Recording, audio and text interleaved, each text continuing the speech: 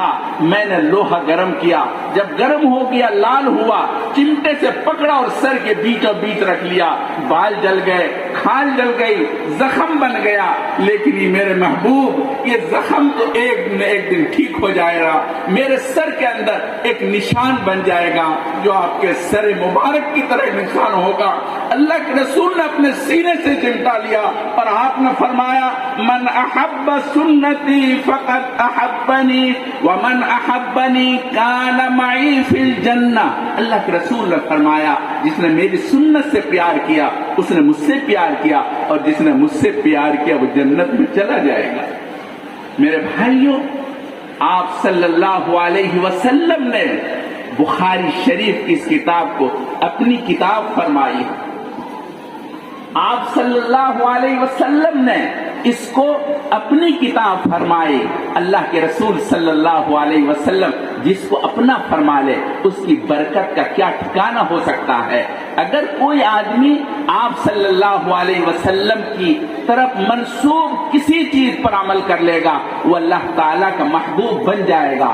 لہذا بخاری شریف سے اگر کوئی پیار کرتا ہے، بخاری شریف کے کلام سے پیار کرتا ہے، بخاری شریف کے اندر حدیث آپ علیہ الصلاۃ والسلام کی بات ہے، اللہ کے رسول کا عمل ہے، اللہ کے رسول کے احوال ہیں، اگر کوئی آدمی اس کے مطابق عمل کرتا ہے وہ اللہ کا محبوب بن جائے گا۔ لہذا بخاری شریف کو اللہ کے رسول کی محبت حاصل ہے، اللہ تعالیٰ کی محبت حاصل ہے، جس کی بنیاد پر اس کی تکمیل کے مجلس میں شریک ہونا دیگر مجالس سے مختلف ہے، دیگر مجالس سے اس کو امتیاز حاصل ہے۔ اس وجہ سے امام بخاری رحمت اللہ علیہ کی اس جامع کی تکمیل پر اس طرح کی تقاریب منعقد ہوتی ہے، اور بابرکت ہیں وہ لوگ، قابل مبارکباد ہیں وہ لوگ جیسے ایسی کتاب کی تکمیل کی تقریب میں وہ شریک ہوتے ہیں۔ اور امام بخاری رحمت اللہ علیہ کی یہ کتاب وہ ممتاز کتاب ہے جس کتاب کو کعبے کے اندر، کعبہ ایک تو مسجد حرام ہے، مسجد حرام کے اندر وہ گھر ہے، حجاج جا کے دیکھتے ہیں جس کو کعبہ کہتے ہیں، جس کے اوپر کالا سا پردہ پڑا رہتا ہے آج کل، اس کعبے کے اندر اللہ تعالیٰ کی کتاب کے علاوہ کوئی کتاب نہیں پڑھی گئی ہے۔ البتہ امام بخاری رحمت اللہ علیہ کی یہ کتاب جس کو ہم بخاری شریف کہتے ہیں، یہ پوری کتاب 1040 کے اندر امام محمد علی صدیقی رحمت اللہ علیہ، یہ ہمارے حضرت کے ہم نام ہیں، امام محمد علی صدیقی رحمت اللہ علیہ نے 1040 ہجری کے اندر پوری بخاری شریف روایتاً کعبے کے اندر، جوف کعبہ کے اندر پڑھی ہے۔ اور کعبے کے اندر جس کتاب کو اس طرح سے داخل ہونے کا موقع مل جائے وہ اللہ کے محبوب ہونے میں کوئی شبہ نہیں ہے۔ یہ کتاب اللہ تعالیٰ کی محبوب ہے، آپ علیہ الصلاۃ والسلام نے اس کو اپنی کتاب فرمایا ہے، جس کی بنیاد پر اس کتاب کا مقام دیگر کتاب سے مختلف ہے۔ لہذا اگر کوئی آدمی اس کتاب کو پڑھے گا، اس کتاب کی تکمیل میں شرکت کرے گا، محدثین کا تجربہ ہے، علماء امت کو قبولیت حاصل ہے، اگر اس کتاب کو کوئی شخص پڑھ کر اللہ تبارک تعالیٰ سے دعا کرے گا، اللہ تعالیٰ اس کی دعائیں قبول کرتے ہیں، اللہ تعالیٰ اس کی دعاؤں کو رد نہیں کرتے۔ آپ سب کے سب قابل مبارکباد ہیں کہ آپ نے ایسی کتاب کی تکمیل کے اندر شرکت فرمائی ہے۔ میں عرض کر رہا تھا آپ علیہ الصلاۃ والسلام کے کسی بھی چیز پر، چاہے قول پر، چاہے حال پر، چاہے آپ کے عمل پر عمل کر لیا، آپ اللہ تعالیٰ کے محبوب بن جائیں گے۔ آپ علیہ الصلاۃ والسلام کی سنت، آپ علیہ الصلاۃ والسلام کا طریقہ، یہی حدیث کے پڑھنے اور پڑھانے کا مقصد ہے۔ آپ علیہ الصلاۃ والسلام کے طریقے کو اپنانا یہ حدیث کے پڑھنے پڑھانے کی غرض ہے۔ الاقتداء بہدی النبی صلی اللہ علیہ وسلم، آپ آپ अलैहिस्सलाम के तरीके को अपनाना, आपके तरीके पर चलना, ये हदीस के पढ़ने और पढ़ाने का मकसद है। अगर कोई शख्स हदीस के पढ़ने और पढ़ाने के इहतमाम करता है, चाहे पढ़ाने वाला हो चाहे पढ़वाने वाला, हर एक का मकसद, हर एक की गर्ज अल्लाह के रसूल की सुन्नत से वाबस्तगी है। मेरे दोस्तों, अगर आपने अल्लाह के रसूल की सुन्नत से वाबस्तगी इख्तियार की, यानी अल्लाह के रसूल की सुन्नत को अपनी जिंदगी में उतारा, अपनी जिंदगी का मकसद बनाया, आप अल्लाह के रसूल के महबूब हैं और अल्लाह ताला के महबूब हैं। कुरान करीम की इस आयत के अंदर जो अभी मैंने पढ़ी थी, उसमें अल्लाह ताला यही फरमाते हैं, फत्तबिऊनी युहब्बुकुमुल्लाह, अल्लाह ताला तुमसे प्यार करने लगेंगे। सहाबा किराम रिज़वानुल्लाहि ताला अलैहिम अजमाइन ने अपनी जिंदगी का महवर बनाया था अल्लाह के रसूल के कौल फेल को, और उनके सामने अल्लाह के रसूल के कौल और फेल के आने के बाद उसके अलावा वो बिल्कुल बर्दाश्त नहीं करते थे। आपको मालूम होगा, जमा कुरान के मसले के अंदर जब कुरान करीम के जमा करने की बात आई, ये कुरान करीम अल्लाह के रसूल के जमाने के अंदर आज जिस तरह आपके सामने दो गत्तों के दरमियान, दो दफ्तियों के दरमियान कुरान करीम है, ऐसा नहीं था। उलमा जानते हैं अलग अलग हिस्सों में कुरान करीम लिखा हुआ था। किसी हिस्से पर एक सूरत थी, किसी हिस्से पर दो सूरत थी, कोई सूरत कागज पर लिखी हुई थी, कोई सूरत पत्ते पर लिखी हुई थी, छाल पर लिखी हुई थी। जब कुरान का मसला आया, वाकया तफसीली है, मैं उस तफसील में जाना नहीं चाहता। जब कुरान करीम के जमा करने का मसला आया, हजरत उमर फारूक रज़ी अल्लाह ताला अन्हु ने खलीफा वक्त अबू बकर सिद्दीक से कहा, खलीफतुल मुस्लिमीन, कबल इसके ये उम्मत इंतशार का शिकार हो जाए अल्लाह की किताब में और ये कुरान करीम अल्लाह की किताब बर्बाद हो जाए, उससे पहले आप कुरान करीम को यकजा कर दें और एक जगह कर दें, एक जगह जमा कर दें। ये मुंतशिर औरात के अंदर, मुंतशिर जगहों पर कुरान है, और जिस तरह जंग यमामा के अंदर हजारों की तादाद में हुफ्फाज कुरान शहीद हुए, अगर चंद जंगों में यही हाल रहा तो मुझे डर है अल्लाह किताब कहीं जाए न हो जाए। अबू बकर, आप ऐसा कर लीजिए, प्लीज प्लीज मेहरबानी आप कर लीजिए ऐसा। अबू बकर का जवाब था, उमर मुझसे आप कहो ये पहाड़ मुंतकिल करने के लिए, मैं करूंगा, तुम्हारी बात टालूंगा नहीं, मैं कर सकूंगा या नहीं कर सकूंगा वो एक अलग मसला है, मगर इस पहाड़ को मुंतकिल करने में लग जाऊंगा, जो तुम कहते हो मैं करूंगा। लेकिन मैं वो काम कैसे कर सकता हूँ जो मेरे महबूब ने नहीं किया? मैं महबूब की सुन्नत के अलावा मैं कुछ नहीं करना चाहता, मैं ऐसा काम नहीं कर सकता जो मेरे महबूब ने नहीं किया है। कुरान को अल्लाह के रसूल के विसाल के वक्त इसी हाल पर छोड़ा हुआ है, लिहाजा अबू बकर कहते हैं, उमर मैं ऐसा नहीं कर सकता, उमर तुम्हारी बात नहीं टाली जा सकती, मगर मैं इस मसले में माजूर हूँ। चुनांचे हजरत उमर ने बार बार उनसे कहा, अल्लाह ने उनके सीनों को खोल दिया और उनके ज़हन में भी आया कुरान करीम को यकजा करना चाहिए।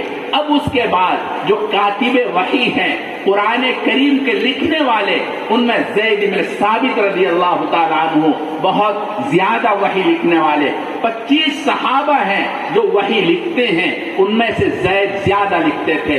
ज़ैद इब्न साबित को अमीरुल मोमिनीन याद करते हैं, खलीफतुल मुस्लिमीन बुलाते हैं और बुला करके वही बात कहते हैं जो उमर फारूक कह रहे थे कि ज़ैद तुम कुरान करीम को यकजा कर लो, यकजा करके लिख दो, जमा कर दो।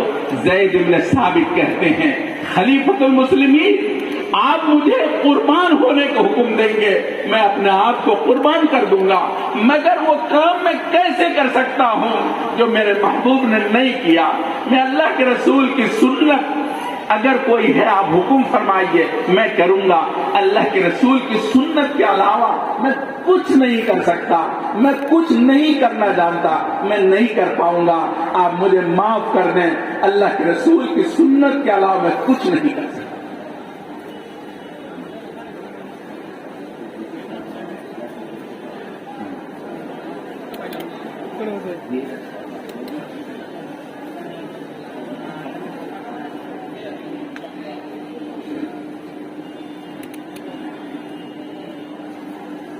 میں عرض کر رہا تھا صحابہ کرام رضوان اللہ تعالی علیہم اجمعین آپ صلی اللہ علیہ وسلم کے ایک ایک طریقے پر عمل کرنے کے لیے سعادت سمجھتے تھے، اور یہ سمجھتے تھے یہ میری زندگی کے لیے باعث برکت ہے، میری زندگی کے لیے سعادت ہے اللہ کے رسول کی سنت پر عمل کرنا، اللہ کے رسول کی سنت کو اپنی زندگی میں اتارنا، یہ صحابہ کرام کا معمول تھا۔ یہی مقصد ہے حدیث کے پڑھنے اور پڑھانے کا۔ آپ علیہ الصلوۃ والسلام کا حال یہ ہے، آپ علیہ الصلوۃ والسلام تمام لوگوں کے ساتھ اچھے برتاؤ کا حکم فرماتے ہیں۔ آپ علیہ الصلوۃ والسلام فرماتے ہیں المسلم من سلم المسلمون من لسانه ویدہ، فرماتے ہیں مسلمان وہ ہے جس کی زبان سے تمام لوگ محفوظ رہیں، کسی کے ہاتھ سے، کسی کی زبان سے، کسی کے اشارے سے، کسی کے فعل سے کسی کو تکلیف نہ پہنچے۔ یہ آپ علیہ الصلوۃ والسلام کا ارشاد ہے، آپ کی سنت ہے، آپ کا طریقہ ہے۔ صحابہ کرام رضوان اللہ تعالی علیہم اجمعین کو آپ علیہ الصلوۃ والسلام نے اسی کی تعلیم دی، تمام لوگوں کو اس بات کی تعلیم دی کہ آپ ان کے ساتھ اچھا سلوک کریں، اچھا برتاؤ کریں۔ فرمایا اگر آپ کا پڑوسی ہے تو پڑوسی کو ہرگز تکلیف نہ پہنچائیں۔ آپ صلی اللہ علیہ وسلم نے فرمایا پڑوسی میں کوئی بھی ہو، ہمارا اپنا بھائی، سگا بھائی، سگے بھائی کے علاوہ دوسرے بھائی، اپنا ہو غیر مسلم ہو، سب کے ساتھ اچھا برتاؤ کرنے کے لیے آپ نے فرمایا۔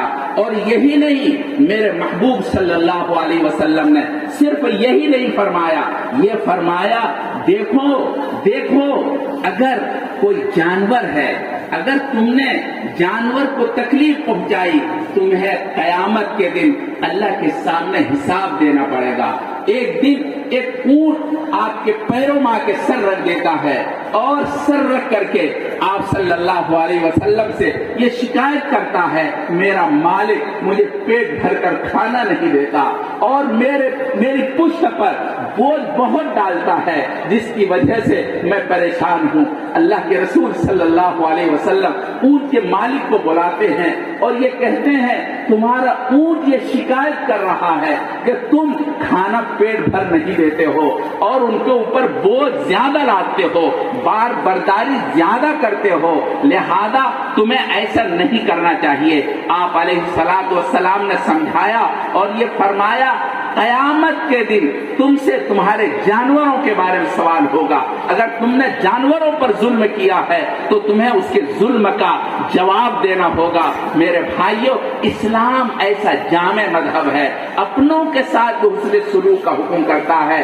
غیروں کے ساتھ بھی حسن سلوک کا حکم کرتا ہے، حتیٰ کہ انسان جانوروں کے ساتھ بہتر کارروائی کا حکم کرتا ہے، بہتر برتاؤ کا حکم کرتا ہے۔ الغرض میں عرض یہ کر رہا تھا، اسلام کے اندر سارے لوگوں کے لیے خوبی ہے، دلچسپی کی چیز ہے۔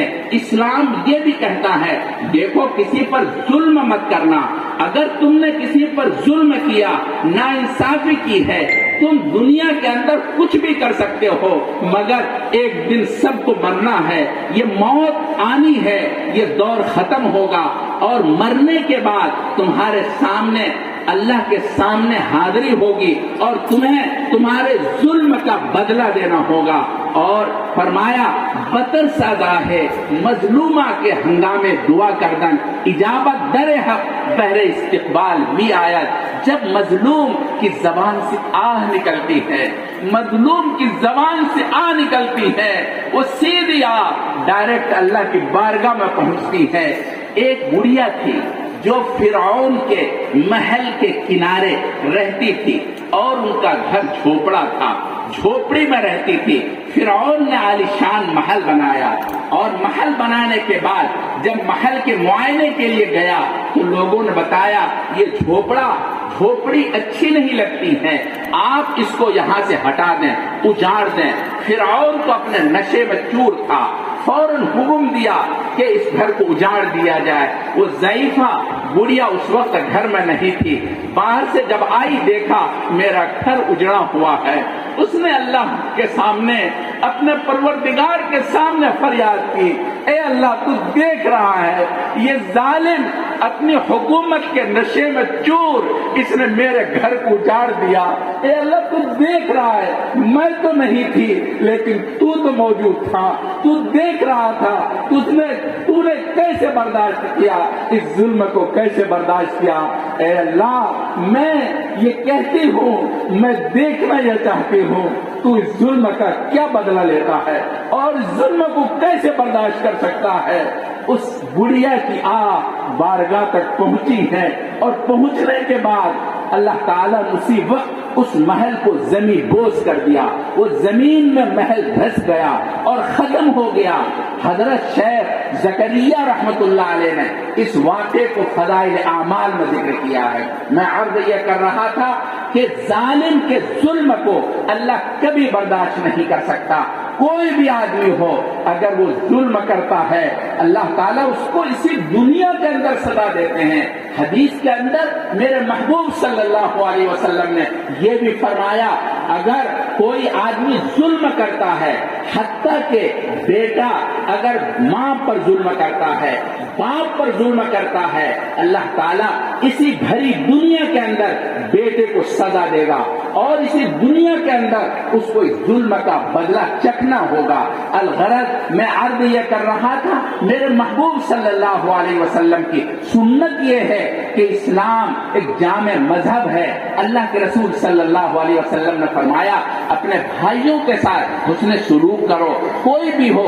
اسی طرح سے میرے محبوب صلی اللہ علیہ وسلم نے فرمایا انزل الناس منازلہم، لوگوں کو اس کے مرتبے کے اعتبار سے برتاؤ کرو۔ اگر آپ کے سامنے ڈی ایس پی آ گیا، ایس پی آ گیا، ڈی ایم آ گیا یا کوئی بڑا آ گیا تو آپ اس کا احترام کریں اور اس کے ساتھ اچھا برتاؤ کریں، ان کو عزت دے، سامان دے اور ان کے ساتھ حسن سلوک کا برتاؤ کریں۔ یہ اسلام کی خوبی ہے، میرے محبوب صلی اللہ علیہ وسلم کی تعلیمات ہے۔ میرے محبوب صلی اللہ علیہ وسلم نے اس طرح فرمایا، ہمارے اسلام کے اندر سب کے ساتھ اچھے سلوک کا حکم ہے، اپنوں کے ساتھ، غیروں کے ساتھ، پڑوسیوں کے ساتھ، غیروں کے ساتھ ظلم بالکل روا نہیں ہے اور ظلم کو اسلام جائز نہیں کہتا۔ اللہ تعالیٰ نے یہ حکم دیا ہے اگر تم میرے محبوب کی کسی سنت پر عمل کرو گے انشاءاللہ ثم انشاءاللہ تم اللہ کے محبوب بن جاؤ گے،